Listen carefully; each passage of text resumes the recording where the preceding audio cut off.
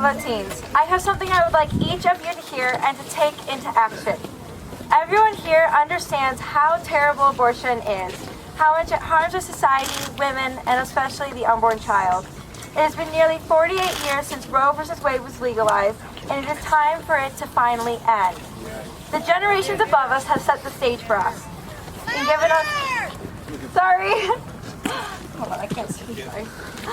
The generations above us have set the stage for us, giving us fantastic examples.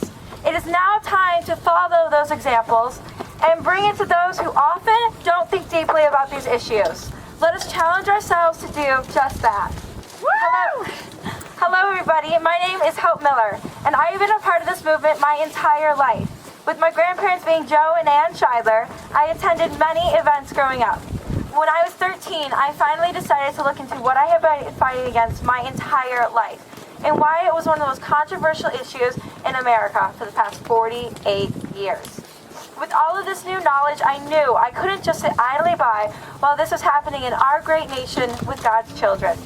Since then, I have taken a more active role in this battle for the unborn. Now, during the time of the Holocaust, there was a group of people who wrote short inspirational leaflets, and leaflet number 4 I feel applies so well to the abortion issue. It reads, "We urge you as Christians, we urge you to stand up. Do you hesitate? Do you calculate? Do you procrastinate, thinking that somebody else will do this, that somebody else will defend you? Has God not given you the strength and the will to fight back? We must fight evil where evil is strongest." Now those are some powerful words, and keep those in mind as I continue. Many of you are probably wondering those things. Why me? Why is it important for me to stand up and speak out against abortion of all things? To be fair, I wondered the exact same thing.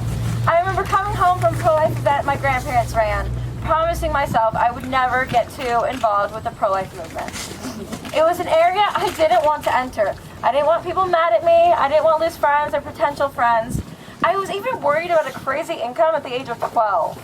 There was a list of things that concerned me, and I had just decided I didn't want to get too involved. But clearly, that's not how it worked out, and for that I am grateful.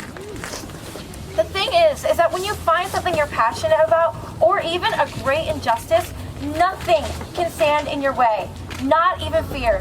You learn, by the grace of God, to not let it control you. So this takes me back to my question. Why should you care about this? Why should you want to stand up and take the risk? Well, besides wanting to save the millions of babies that receive the death penalty for nothing, I have been asked a question that I'm sure many of you have heard. Why do you care what another woman does with her body? It doesn't affect you, so just stop. Well, today I would like to tell you that abortion does affect you. First of all, anything that goes against basic human rights affects human beings as a whole. And since it goes against our Declaration of Independence, it affects our country as well as its citizens. On top of all of that, it affects men and women alike. But the cherry on top? Well, abortion means that we do not respect life to the fullest. If we do not respect life to the fullest, it cannot be properly respected at any point for anyone or anything, resulting in beings as a whole. And since it goes against our Declaration of Independence, it affects our country as well as its citizens. On top of all of that, it affects men and women alike. But the cherry on top?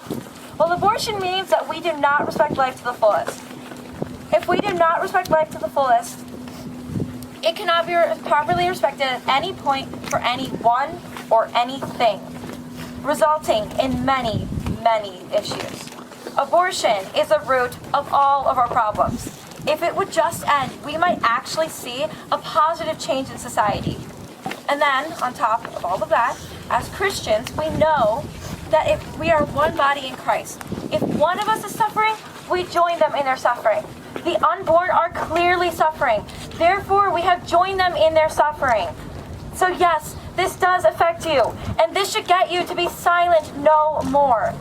So now the question is, how can you help? Well, when I was 13, my grandparents took me to the Atrium building in downtown Chicago.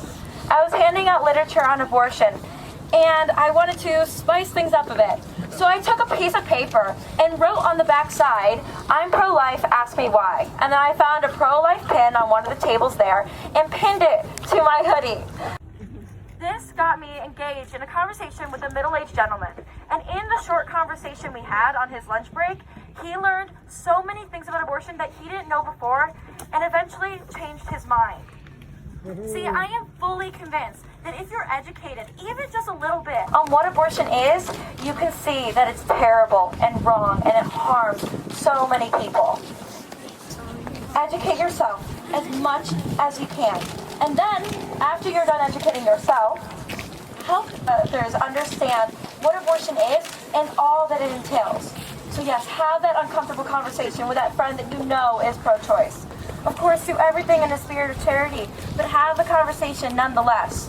Start a pro-life social media account, hand out literature, write, blog, make videos, pray, go to abortion clinics.